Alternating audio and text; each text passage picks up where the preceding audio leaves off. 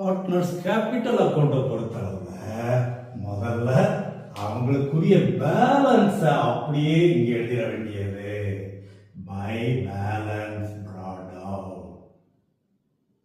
Next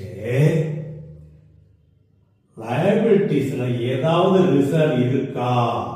general reserve இருக்குது. அப்ப எல்லா பார்ட்னருக்கும் அவங்களுடைய ரேஷியோட பிரிச்சிட வேண்டியது. That is 3:2:1. அசட் சைடுல ஏதாவது பிக்ஸியஸ் அசட் இருக்கா? இல்ல. அப்ப பிரச்சனை இல்ல. அப்ப வேலை முடிஞ்சிச்சு. இப்ப இந்த அசட்ல யாராவது ஒரு பார்ட்னர் எடுத்துக்கிட்டாங்களா? அதுவும் எடுக்கல. அப்ப வேலையே இல்ல. ஒண்ணு ரீட்டாவுக்கு கமிஷன் 5%. அப்ப realisation debit, Rita capital account credit. Realisation அந்த அமௌண்ட்டை மட்டும் எழுத வேண்டியது. மற்ற எதுவுமே அவங்களுக்குரியது இல்லை. அப்போ கடைசியா ரியலைசேஷன்ல லாஸ் வந்துச்சு. இங்க கிரெடிட் எழுதி இருக்கிறோம். அப்ப அது டெபிட். லாஸ்னாலே பார்ட்னர் கேபிட்டல் அக்கௌண்ட்ல டெபிட்ல தான் வரும். அப்ப அதை எழுதிட வேண்டியது. அந்த லாஸ் எல்லாத்தையும் எழுதி டோட்டல் போட்ட வேண்டியது. டோட்டல் போட்டோம்னா கிரெடிட் எக்ஸஸ் தான் வரும் பெரும்பாலும். அந்த பணத்தெல்லாம் அவங்களுக்கு கொடுத்ததாக கணக்கு எழுதி க்ளோஸ் பண்ணிட வேண்டியது. இப்போ இதெல்லாம் எழுதி கம்ப்ளீட் பண்ணிடுவோமா? எழுது. இப்போ கேபிட்டல் அக்கௌண்ட் டோட்டல் போட்டோம்னா 3 பேருக்குமே கிரெடிட் தான் எக்ஸஸ் வருது. அப்போ இந்த அமௌண்ட்ல இருந்து இதை லெஸ் பண்ணி பேலன்ஸ் வரக்கூடியத அவங்களுக்கு பணம் கொடுத்து கணக்கு முடிச்சிட வேண்டியது. That is to cash account. ஒவ்வொருத்தருக்கு எவ்வளவு பேலன்ஸ் வருதோ அதை பேலன்ஸ் போட்ட வேண்டியது. டோட்டல் போட்டு அப்போ ஒவ்வொருத்தருக்கும் கேஷ் கொடுத்து கணக்கு முடிச்சாச்சு. இப்போ நம்ம என்ன செய்யணும்? கேஷ் அக்கௌண்ட் ப்ரிப்பேர் பண்ணணும். அந்த கேஷ் அக்கௌண்ட் டேலி ஆகணும். ஒர்க் அவுட் பண்ணிடுவோம். கேஷ் அக்கௌண்ட்டை பொறுத்தவரை எப்பயுமே டெபிட் பேலன்ஸ் தான். எவ்வளவு இருக்குது? 22,500 இருக்குது.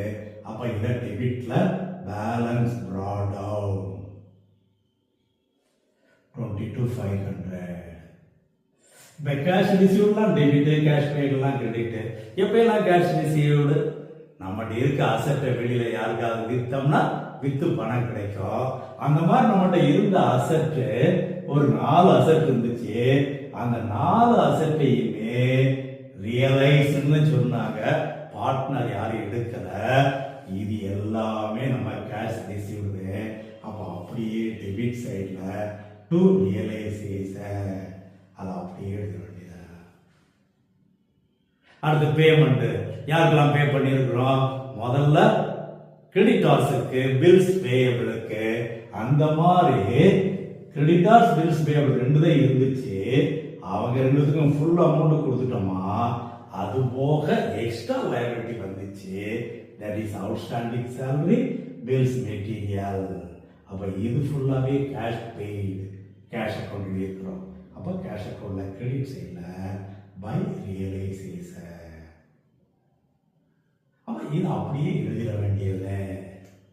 அசட் எல்லாமே ரியலைஸ் பண்ணி கேஷ் ரிசீவ் பண்ணது 1,50,400.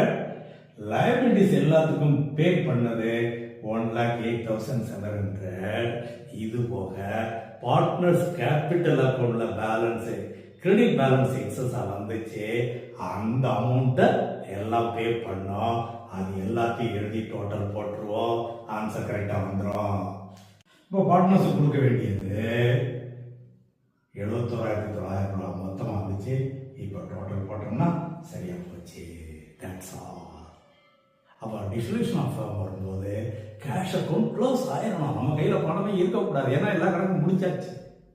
அடுத்து புது பிசினஸை ஸ்டார்ட் பண்ணுவோம். புது பிசினஸ் ஸ்டார்ட் பண்ணுவோமா? Yes, come on. I like you partner.